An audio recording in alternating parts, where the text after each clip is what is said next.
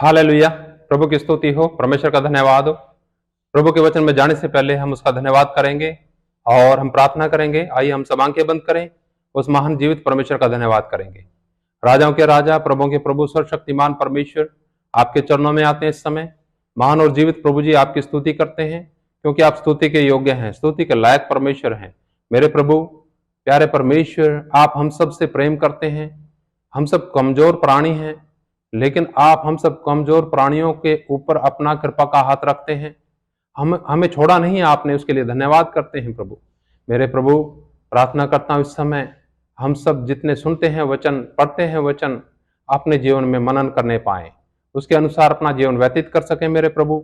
और प्यारे परमेश्वर, हम सब से पवित्र आत्मा जी हम सब से अपने वचन के द्वारा बातचीत करें। आपका वचन प्रभु हम सबके जीवन में रखा जा सके। धन्यवाद प्रभु, सारी बातें आपके हाथ में सौंपते हुए धन्यवाद के साथ ये प्रार्थना प्रभु यीशु के नाम से मांगते हैं, आमीन। हालेलुया, प्रभु की स्तुति हो। प्रियो, आज हम प्रभु के वचन में देखने जा रहे हैं व्यवस्था विवरण 28 अध्याय। यहां पर लिखा है, एक वचन में मैं पढ़ना चाहूंगा। यदि तू अपने परमेश्वर यहोवा की सब आज्ञाएं जो मैं आज तुझे सुनाता हूं चौकसी से पूरी करने को चित्त लगाकर उसकी सुने, तो वह तुझे पृथ्वी की सब जातियों में श्रेष्ठ करेगा। आगे फिर लिखा है इस प्रकार से, फिर अपने परमेश्वर यहोवा के सुनने के कारण ये सब आशीर्वाद तुझ पर पूरे होंगे।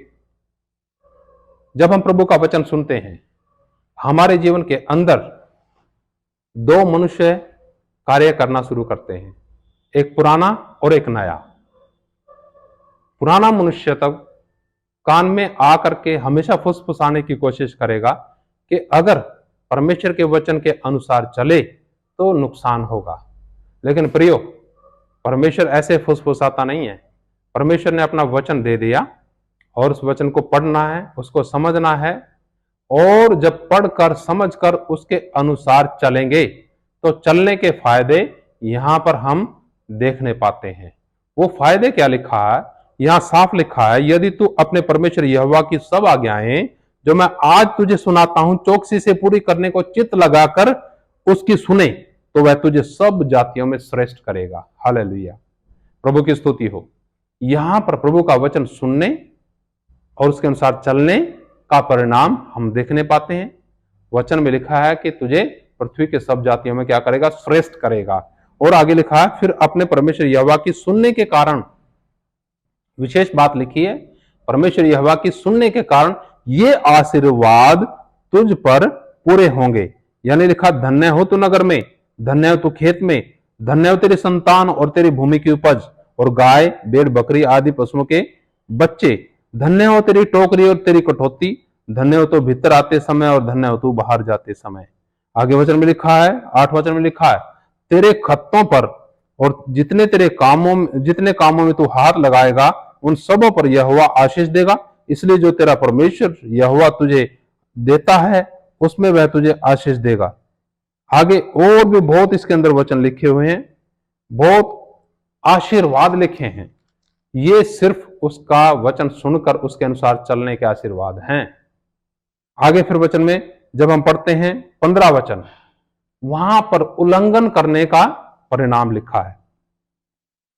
यहां पर हमने अभी तक थोड़ा पढ़ा है कि किस प्रकार से परमेश्वर उन लोगों को आशीष देता है जो उसका वचन मन लगाकर सुनते हैं, चित्त लगाकर सुनते हैं, पूरा करने के लिए सुनते हैं।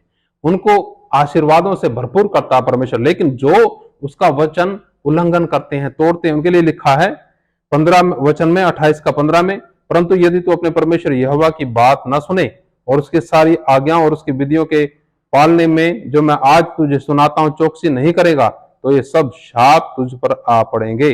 अर्थात शापित हो तू नगर में, शापित हो तू खेत में, शापित हो तेरी टोकरी और तेरी कटौती, शापित हो तेरी संतान और तेरे भूमि की उपज और गाय भेड़ बकरियों आदि के बच्चे, शापित हो तू भीतर आते समय और शापित हो तू बाहर जाते समय। फिर जिस काम में तू हाथ लगाएगा उसमें यहोवा तब तक तुझे शाप देता रहेगा और भयातुर करता रहेगा और धमकी देता रहेगा जब तक तू मिट ना जाए और शीघ्र नष्ट ना हो जाए। यह इस कारण होगा कि तू यहोवा को त्याग कर दुष्ट काम करेगा। प्रियो, यहां पर परमेश्वर को त्यागना कितना ही खतरनाक है, कितना भयानक बात है। आपने भी ऐसे लोगों को देखा होगा जो लोगों ने परमेश्वर के वचन के अनुसार अपना जीवन जिया, उनके जीवन पर परमेश्वर का कितना आशीर्वाद रहा। और उन लोगों को भी देखा होगा जो लोग चंचल रहे हैं, जो लोगों ने परमेश्वर के वचन को अपनी मर्जी पूरा करने के लिए इस्तेमाल किया, तोड़ फोड़ की वचन के अंदर, और अंत में उनका जीवन नष्ट हो गया। परमेश्वर नहीं चाहता है प्रियो हम नाश हो। परमेश्वर चाहता है हम उसकी सुने, चित्त लगाकर सुने, पूरा करने के लिए सुने, ताकि वो हमें आशीर्वादों से भरपूर करे।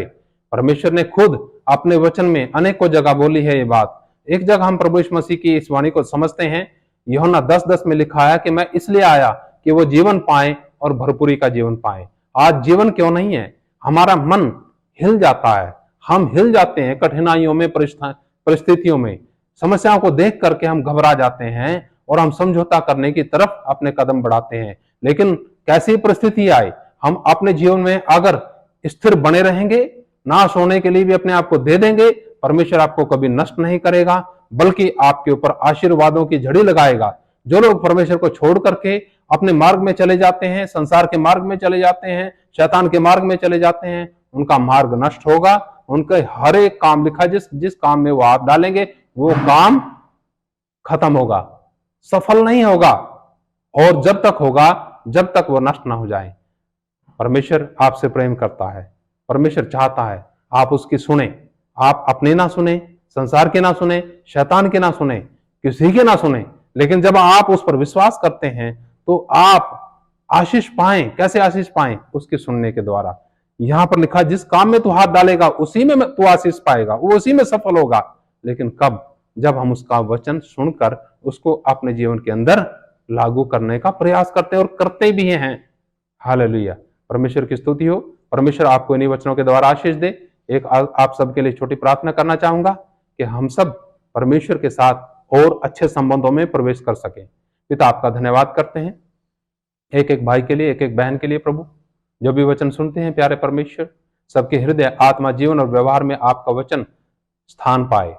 सब आपसे प्रेम करें प्रभु, और आपकी आज्ञाओं का पालन करें। जब आपका वचन सुनते हैं प्रभु, चित्त लगाकर पूरा करने के लिए वचन सुन सकें, और अपने जीवन में प्यारे पिता व्यवहार में आपको हमेशा महिमा दें। धन्यवाद मेरे प्रभु। बहुत से लोग जो सुनते हैं प्रभु, आप में और मजबूत होने पाए। धन्यवाद के साथ ये प्रार्थना प्रभु यीशु के नाम से मांगते हैं, आमीन। हालेलुया। जय मसीह की। प्रभु आप सबको आशीष दे।